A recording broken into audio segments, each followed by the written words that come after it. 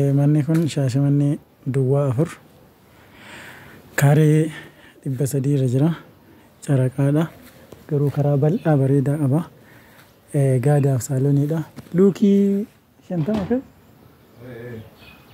Naannoo luukii 50 wayiiti. Mana bareeda wayiiti.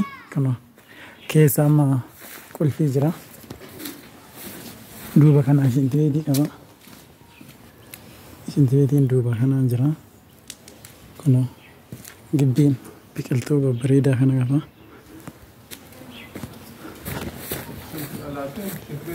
Shintireetii akkana jira. Kuna kun kushiinaadha. Kushiinaan hin bareeddii akkasii. Kuna biqiltuu babbareedaa akkana kana qaba. Gibbiin karaa fudhadha. Gibbiin akkana biqiltuu bareedaa qaba. Karaan isaa kun hagana bal'ata.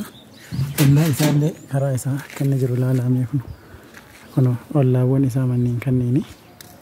Karaaleen isaallee hagana babal'ata. Kun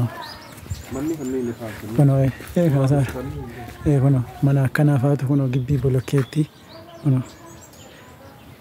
Mana akkanaa kanatu ollaa kanneen jira. Mana bareedaadha. Carraa bareedaa wayiiti. Biqiltoonni kunniin ka isaati. Karaan hagana bal'ata isinii jedhee jira. Kuni karaa ollaa isaati. Mannillee akkana. Mana bareedduudha. Mana jireenyaaf taatu. Gatiin ka himatan meeqa?